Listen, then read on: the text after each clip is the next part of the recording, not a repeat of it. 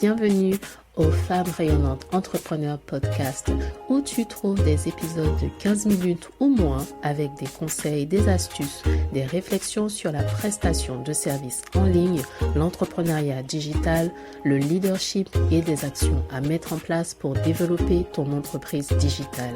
Ici, c'est Work Hard, Play Hard. On bosse dur et on s'amuse, on se détend aussi.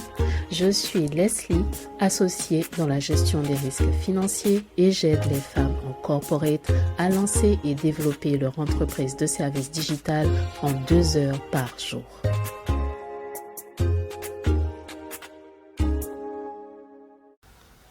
Hello rayonnante, toi qui m'écoutes aujourd'hui, si tu es là, c'est que tu es entrepreneur ou entrepreneur en devenir.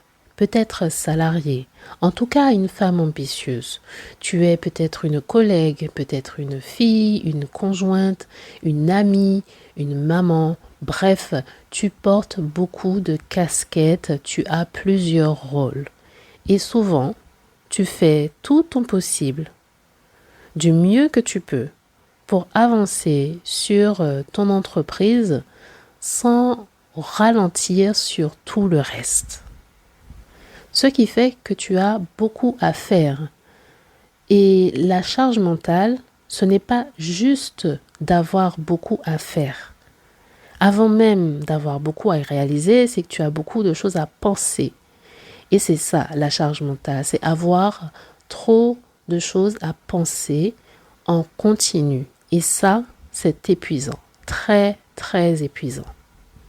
Tu te dis parfois, j'ai ça comme idée, j'ai un plan, j'ai ça que j'aimerais faire, mais je suis trop fatiguée pour l'appliquer, je ne peux pas commencer tout de suite. Tu penses à ton business même quand tu es de sortie ou tu es allongée, prête à dormir ou même dans la nuit. Tu penses à cela ou tes autres responsabilités. Tu as l'impression de ne jamais en faire assez, pourtant tu fais beaucoup, mais tu ne trouves pas que ce soit suffisant, ni pour toi, ni pour les autres, ni pour ton business. Si tu ressens ça, eh bien sache que tu n'es pas la seule personne dans cette situation, d'accord? Ce n'est pas un signe de faiblesse, mais un signal. Un signal qu'il faut changer quelque chose. Un signal qu'il faut changer ta façon de fonctionner, de changer ton organisation.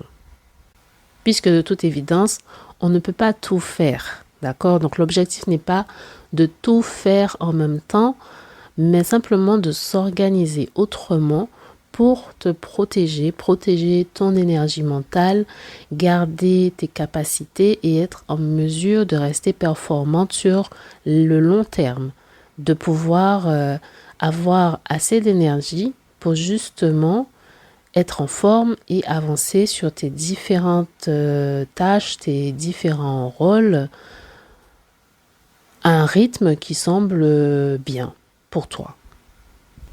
Perso, je ne vais pas te cacher, j'ai beaucoup à penser. Mais pourtant, je ne ressens pas de charge mentale que je ne peux pas gérer, vois-tu. Mais je sais que c'est le quotidien de certains. On en discute et j'aimerais justement aujourd'hui partager des clés pour pouvoir changer les choses.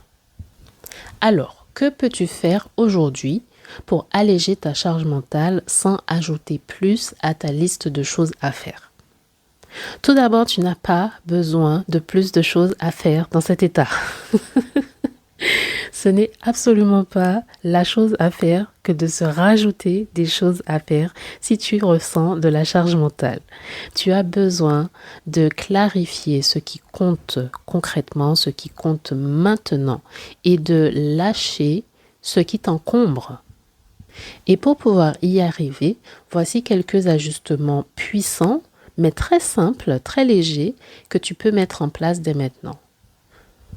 Mon astuce numéro 1, c'est d'externaliser ton cerveau. Oui, tu notes tout.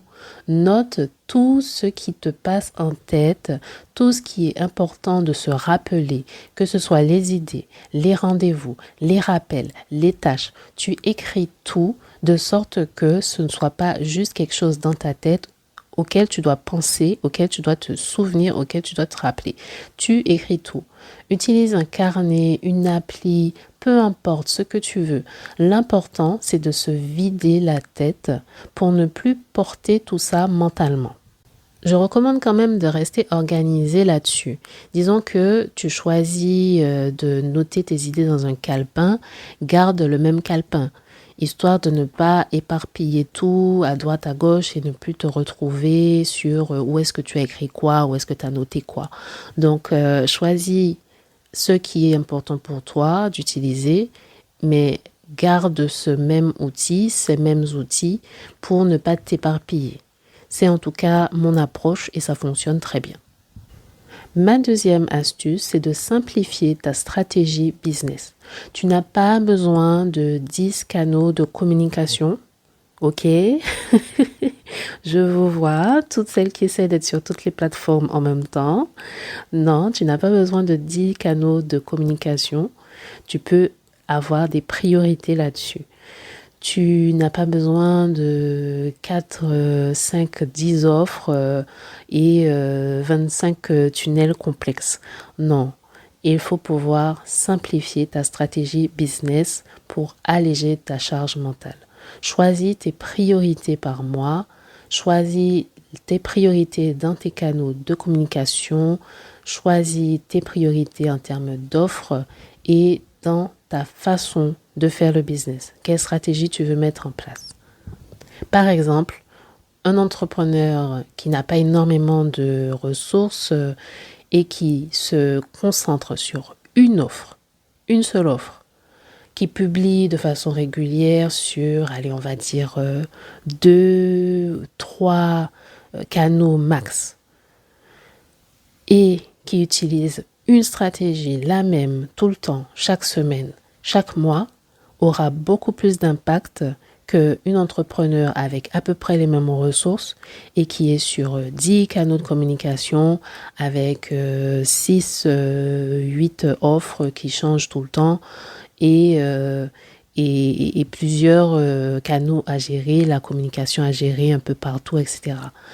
Tu vois, en restant concentré, en simplifiant les outils, les choses que tu utilises et ta stratégie business, eh bien, tu gagnes en efficacité et tu respires. Troisième astuce, le fait de bloquer du temps dans mon agenda. Ça, j'aime beaucoup. Même si c'est 2 heures par ici, 1 heure par là, 30 minutes à un moment dans la journée, si c'est bloqué dans l'agenda, que j'ai décidé que je vais faire ça aujourd'hui et que c'est fait, eh bien, ça évite de penser au business et aux choses à réaliser tout le temps. Parce qu'on sait que le moment de le faire, le moment pour pouvoir réaliser ça, il arrive bientôt. Tu sais que tu as un moment dédié. Donc, ton esprit peut se reposer, peut vaquer à d'autres préoccupations, à tes autres responsabilités le reste du temps.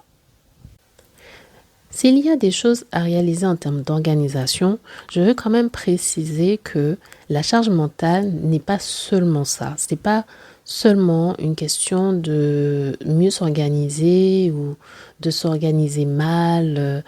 Non, mais c'est un signe que tu ne t'autorises pas à lâcher prise sur certaines choses.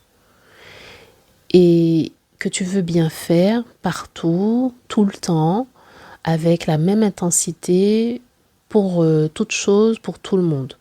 Mais voilà, maintenir une telle intensité, c'est pas possible tout le temps. C'est pas possible sur le long terme. Tu ne peux pas tout mener de front sans t'effondrer à un moment donné. Ce qu'on va appeler ensuite le burn-out. Ce n'est pas ça être performante, ce n'est pas ça être productive. Et ce n'est pas ce dont ton business, tes objectifs ont besoin. Ce n'est pas un énorme effort en continu. Et ce n'est pas non plus petit effort de temps en temps. Mais une certaine régularité, une certaine constance qui doit être visée. Et pour ça, il faut prioriser, pouvoir lâcher prise sur les choses qui peuvent te permettre de libérer un peu de place mentalement. Aujourd'hui, qu'est-ce que tu peux lâcher cette semaine pour te libérer un peu de place mentale? Une contrainte, des choses inscrites sur ta to-do list mais qui ne procurent pas grand-chose? Un réseau social parmi les 10 que tu gères et qui ne t'apporte pas grand-chose? Pense-y et fais le tri pour pouvoir respirer. Et rappelle-toi que ton projet, ton entreprise, tes objectifs méritent une version de toi qui soit bien, qui soit épanouie, qui soit rayonnante. Il est temps de rayonner en ligne.